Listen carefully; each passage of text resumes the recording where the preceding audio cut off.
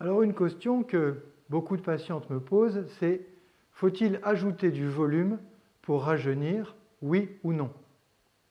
Face aux modes changeantes qui s'imposent à vous, entre les injections d'acide hyaluronique, les injections de graisse, le lipofilling, les nouveaux termes, la volumétrie du visage, est-ce que tout cela a réellement un intérêt? Et donc, au final, vous vous êtes toutes posé la question de savoir s'il fallait effectivement ou non injecter du volume ou pas. C'est d'ailleurs vraisemblablement la raison qui vous pousse à regarder cette vidéo, parce que vous êtes à la recherche d'une réponse pour essayer de vous faire une idée un peu plus précise au travers de ce brouhaha d'informations discordantes à ce sujet. Eh bien, c'est ce dont nous allons parler maintenant, parce qu'effectivement, c'est une question très fréquente et que posent énormément de patientes. Je suis le docteur Jacques Buys, je suis qualifié en chirurgie plastique, reconstructrice et esthétique.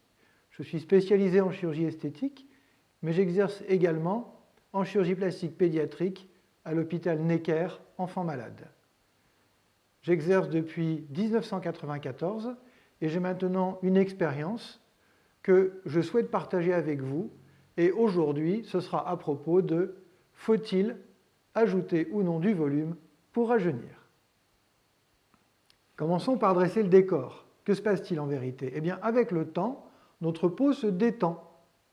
Elle perd son élasticité, elle se relâche. Ce relâchement va entraîner l'apparition des signes du vieillissement, comme vous pouvez le voir sur cette photo. Mais vous pouvez le voir également sur celle-ci.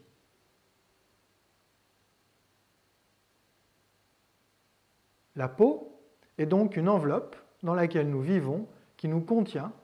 Elle se relâche avec le temps et elle n'est donc plus capable de maintenir la partie superficielle de notre graisse en position haute. En effet, la partie profonde reste attachée en profondeur aux muscles, mais la partie superficielle de la graisse qui est attachée à la peau descend avec elle. C'est ce qui est illustré sur ce schéma. Et comme vous le voyez, il n'y a pas de perte de volume, et c'est un point sur lequel nous allons particulièrement insister, car il est central dans la question qui nous intéresse aujourd'hui. Voyons voir maintenant quelles sont les conséquences de ce relâchement et en quoi elles nous intéressent directement. Elles vous intéressent directement. Le relâchement de la peau entraîne une descente des volumes.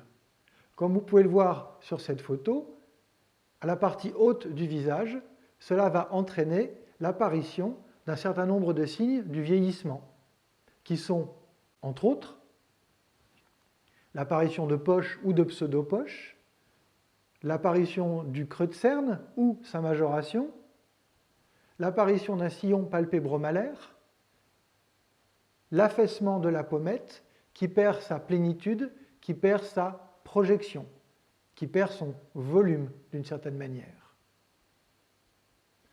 Qu'en est-il pour la partie basse, comme on peut le voir sur cette photo?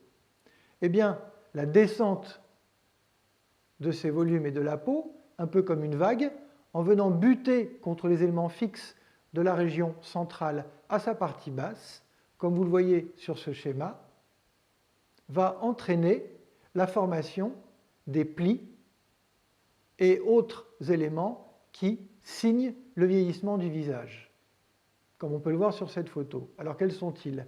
Il y a le sillon nasogénien, l'abaissement du coin de la bouche, la formation du pli d'amertume et la formation de l'abat-joue. Toutes choses que vous connaissez très bien. Mais ce que vous savez moins, parce que ça reste une question, c'est que durant ce mouvement de descente, ce n'est pas parce que le haut du visage se creuse qu'il y a une perte de volume. Et ce n'est pas parce qu'il y a une perte de volume que la peau se détend et qu'arrivent les signes du vieillissement.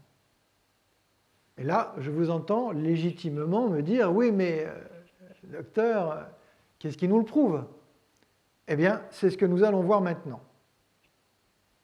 Comme vous le savez toutes, l'état de notre peau varie avec notre âge et il varie également, bien évidemment, avec l'état hormonal qui est le nôtre. Comme cela ne vous a pas échappé, la période à laquelle les manifestations du temps qui passe se font jour, la période à laquelle les signes du vieillissement apparaissent, est contemporaine de la période à laquelle arrivent des modifications hormonales. On appelle ça la ménopause chez la femme, l'andropause chez l'homme, et là, encore une fois, je ne vais pas vous l'apprendre, parce que nous le savons tous, c'est en général à cette période que l'on commence à avoir des difficultés avec notre poids, alors que quelque part, ça n'est pas une si mauvaise chose que ça. Mais bon, nous en parlerons une autre fois. Dans ces conditions, et vous en conviendrez avec moi, il paraît étonnant, d'un côté, alors que nous sommes confrontés à une période de notre vie où l'on prend du poids, de nous dire que pour rajeunir, il faut ajouter du volume, alors que nous avons déjà tendance à prendre du poids. Déjà, pour cette raison, et bien que ce soit très à la mode, cela ne vous a pas échappé, ajouter du volume, qu'il s'agisse d'acide hyaluronique dans le cadre d'injection ou de votre propre graisse dans ce qu'il est convenu d'appeler un lipofilling, eh bien, ça paraît quand même un peu étonnant. Nous allons maintenant le démontrer. Alors, comment peut-on le démontrer?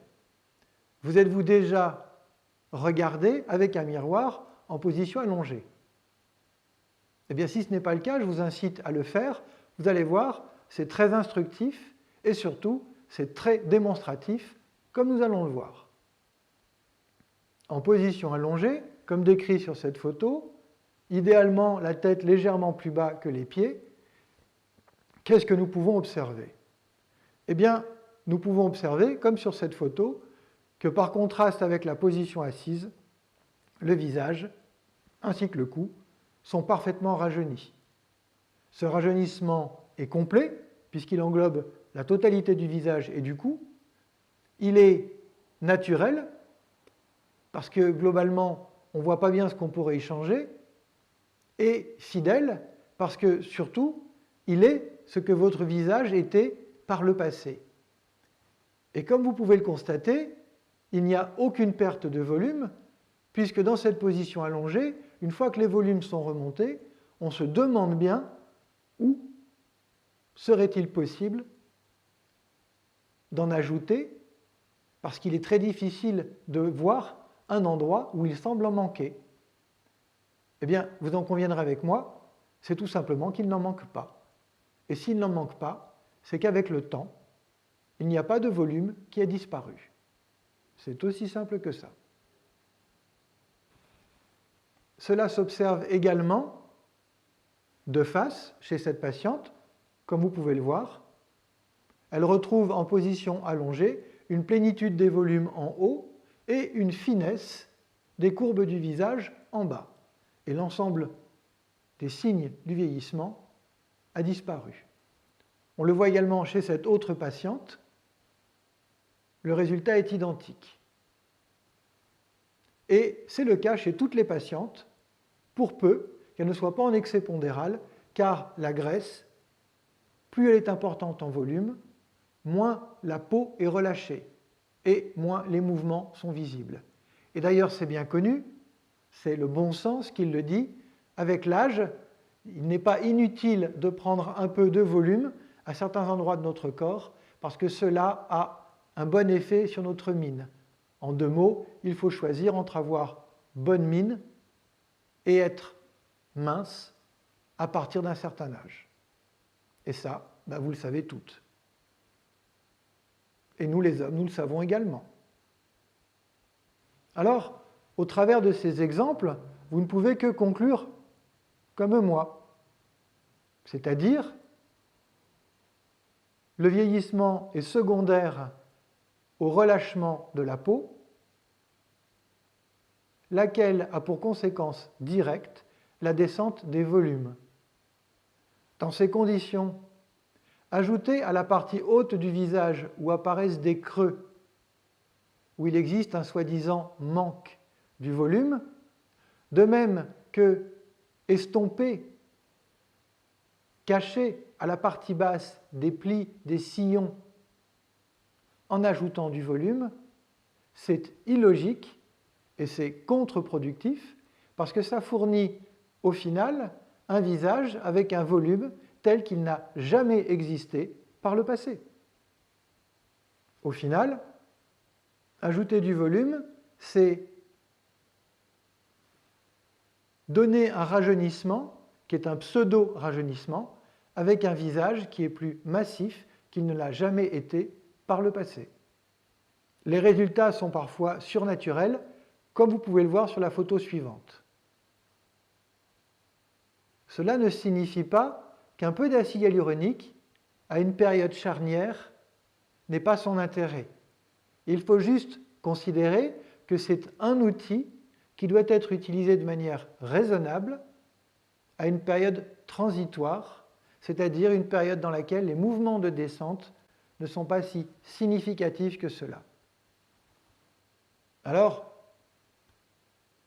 pour rajeunir, comme vous l'avez observé en position allongée sur les cas que je vous ai montrés et comme vous allez l'observer en position allongée chez vous-même, ce qu'il faut pour rajeunir un visage, ce qu'il faut et ce qui suffit, c'est de remonter les volumes. C'est 99% du travail. Et le 1% restant, c'est enlever les petits plis qui témoignent de l'excédent de peau qui est à l'origine de la descente des volumes et de l'apparition des signes du vieillissement. Dans ces conditions, le plus simple, c'est de réaliser un lifting. Nous verrons plus tard lequel est le plus approprié en fonction des cas. Et comme vous le voyez sur cette photo, c'est le seul traitement qui est susceptible de procurer un rajeunissement qui soit complet, qui soit naturel et qui soit fidèle. Alors, nous voilà au terme de cette vidéo qui, j'espère, a été instructive pour vous. Qu'avons-nous appris? Nous avons vu ensemble qu'il était facile de démontrer qu'il n'y avait pas de perte de volume et qu'il n'y avait donc aucun intérêt à en ajouter pour rajeunir un visage. En effet, les signes du vieillissement se manifestent à une époque où, en raison de modifications hormonales, on a plutôt tendance à prendre du poids, et comme le démontre la position allongée, la remontée des volumes suffit à elle-même à produire un résultat complet, naturel et fidèle, sans aucune utilité d'ajouter du volume.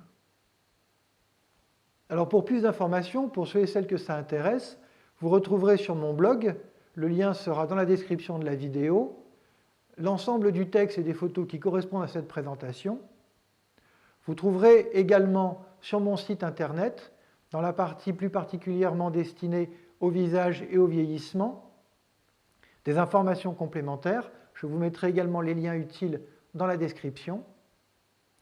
Et vous pourrez compléter en visionnant les autres vidéos de ma page YouTube qui sont numérotées, ce qui vous permet, si vous suivez cet ordre, mais ça n'est pas une obligation, de pouvoir progressivement mieux appréhender quels sont les éléments qui sont en cause dans le vieillissement et quelles sont les solutions qui sont utiles pour le rajeunissement.